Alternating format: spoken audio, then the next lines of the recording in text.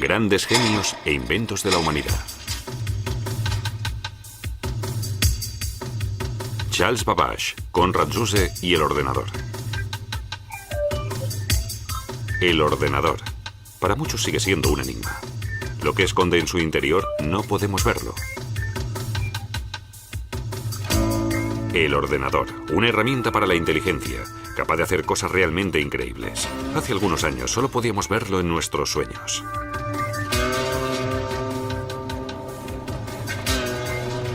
Con la ayuda de los ordenadores, las personas controlamos desde la Tierra el vuelo de las naves en el espacio.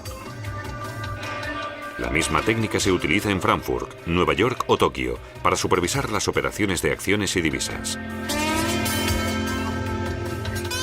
El espacio y el tiempo son casi insignificantes. Gracias a la comunicación por ordenador, el mundo se une mientras en los monitores nace ya la imagen de un nuevo mundo artificial. La tecnología de la información, con su aparente omnipotencia, también genera miedos. Ya desde sus comienzos, cuando el ordenador aún era para muchos un misterioso cerebro electrónico.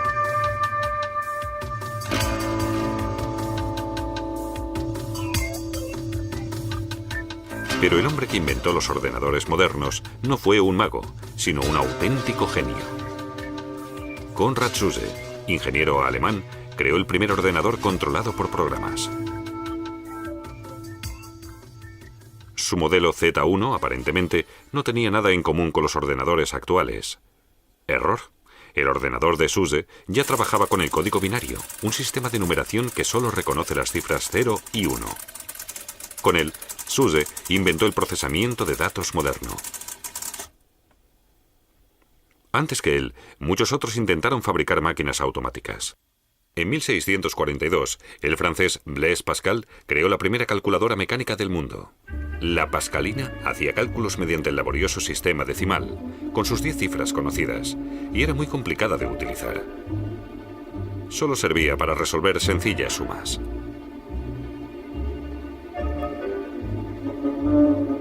Gottfried Wilhelm Leibniz fabricó más tarde una máquina que permitía realizar las operaciones básicas.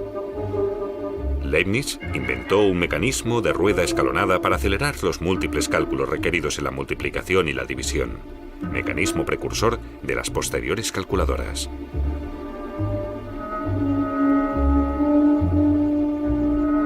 El siguiente avance en la técnica de cálculo tuvo muy poco que ver con los números. El francés Joseph-Marie Jacquard fabricó en 1804 un telar que se programaba con tarjetas perforadas. Cada una de estas tarjetas determinaba un movimiento de la denominada lanzadera del telar, y de esa forma se realizaba el patrón. El principio de las tarjetas perforadas lo usó el germanoamericano Hermann Hollerith en 1890 para la elaboración del censo en los Estados Unidos. Hollerith registró la información de la población en unas tarjetas perforadas que su nueva máquina podía leer automáticamente. Nunca se habían procesado tan rápido los millones de habitantes del censo. La noticia se extendió enseguida. A finales de siglo, la máquina de Hollerith facilitaba el trabajo en instituciones y oficinas de todo el mundo. En esa época, Charles Babbage ya llevaba mucho tiempo muerto. De todos los pensadores, fue él el que primero tuvo la visión del ordenador moderno. En 1822, Babbage creó su entonces incompleta máquina diferencial. Esta máquina debía resolver ecuaciones complejas. Miles de ruedas dentadas entrelazándose. Así se trasladaban las reglas matemáticas a la compleja mecánica. Pero la máquina diferencial nunca quedó acabada. Esta réplica de la incompleta está hoy en el Museo de Ciencia de Londres.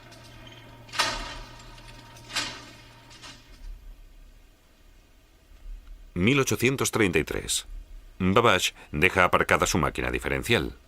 Ahora sueña con un dispositivo aún más complicado. Esta nueva máquina analítica no solo realizará operaciones aritméticas, también resolverá cualquier problema matemático.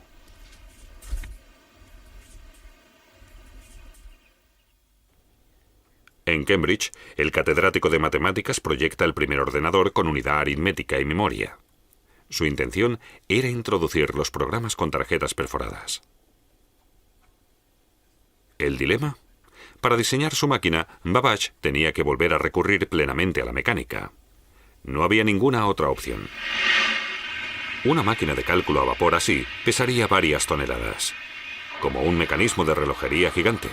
Así que esta idea tampoco llegó a nada.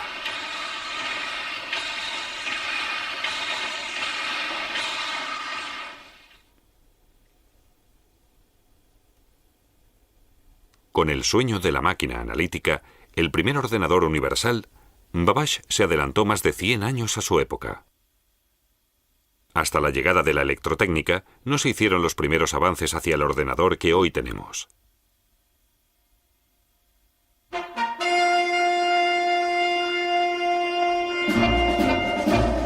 Berlín. El ingeniero mecánico Nobel, Konrad Zuse, sueña con una máquina que efectúe por él los pesados cálculos rutinarios. Zuse está convencido de que tiene que haber algún tipo de cerebro mecánico que sea capaz de despejar cualquier incógnita.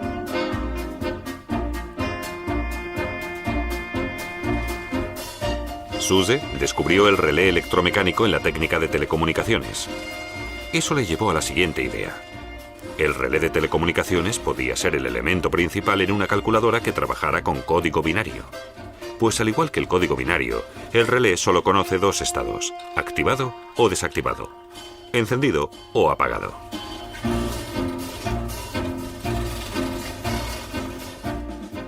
Con ello, Zuse descubrió el secreto de la programación de datos. 1 o 0. Una calculadora electromecánica lo puede procesar fácilmente. La corriente fluye o la corriente no fluye. Un símbolo puede representar estos dos estados significativos. En el sistema binario, con 4 símbolos, se puede representar hasta 16 caracteres, o sea, 2 elevado a 4 caracteres. Por ejemplo, las cifras del 0 al 15. Para que comparen, arriba el sistema decimal, abajo el sistema binario.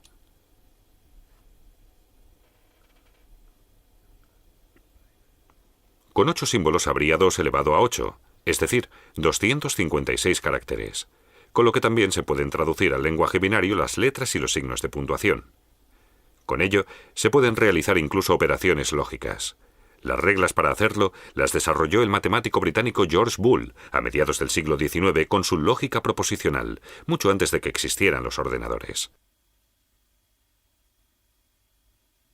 Zuse no había oído hablar de George Boole, pero desarrolló unas reglas lógicas muy similares a las del álgebra booleana. En 1936, Zuse empezó la construcción de su máquina con la ayuda de amigos en Berlín. En un plazo de 24 meses, el Z1 se convirtió en un monstruo de más de 2 metros, el primer ordenador electromecánico programado del mundo. Zuse siguió perfeccionándolo.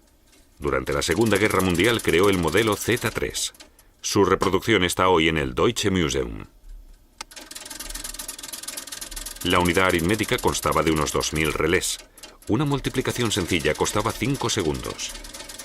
Unas bombillas en la consola mostraban el resultado.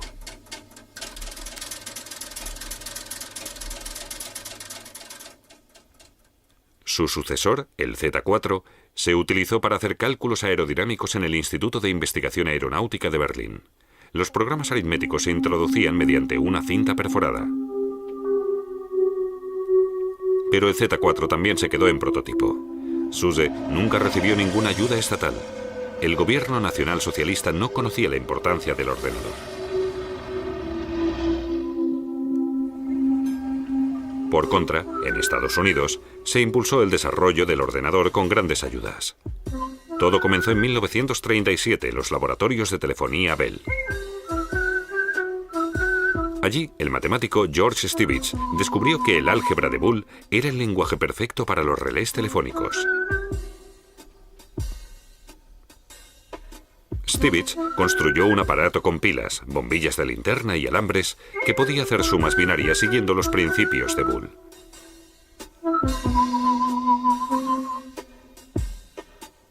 Así, Stibitz y Zuse siguieron caminos parecidos sin saber nada el uno del otro.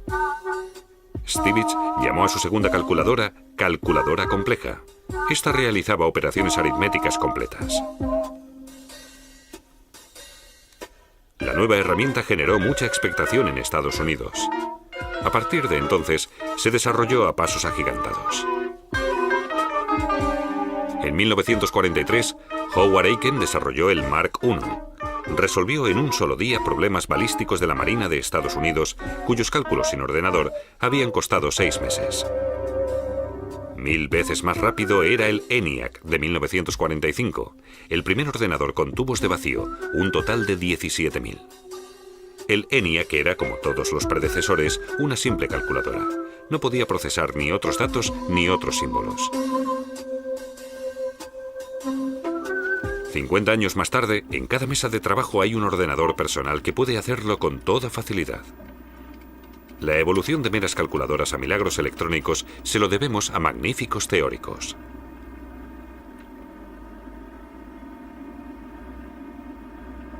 El inglés Alan Turing describió en 1936 una máquina capaz de resolver cualquier problema lógico imaginable.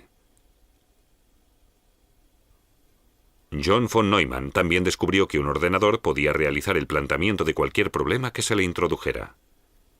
En 1945 describió los componentes que debía tener una máquina universal. Su principio sigue vigente en la actualidad.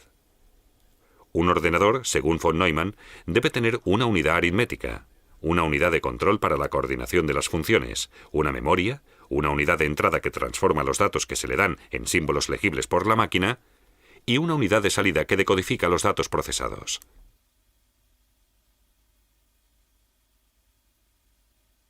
Además, el sistema debe trabajar con cifras binarias, tener un funcionamiento electrónico y realizar ordenadamente sus operaciones.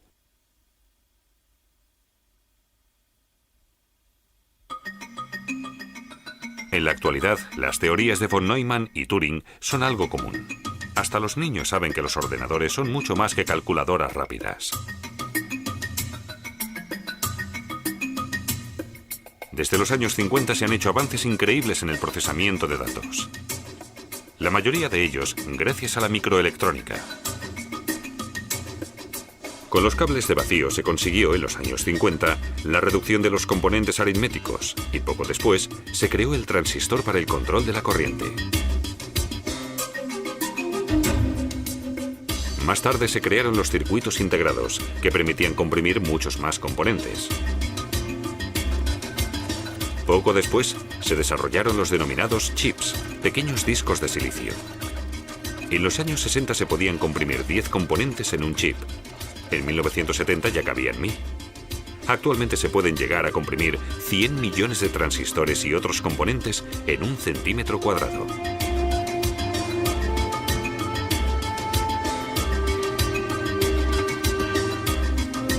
Mientras el rendimiento sigue aumentando constantemente, los precios de la ingeniería informática continúan bajando. Los ordenadores están más al alcance de todo el mundo. Gracias a sofisticados programas de aplicación, su uso es cada vez más fácil.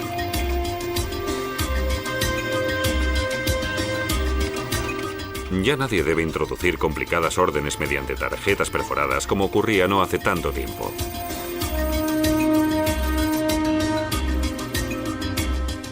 En el futuro, habrá ordenadores aún más pequeños que podrán controlarse mediante el reconocimiento de voz o de escritura manual. Estos aparatos electrónicos apasionan a muchos. A otros les gusta ver el desarrollo de la sociedad de la información. Konrad Zuse vivió el nacimiento del ordenador, pero no se le concedieron los derechos de patente porque supuestamente no cumplía el grado de invención.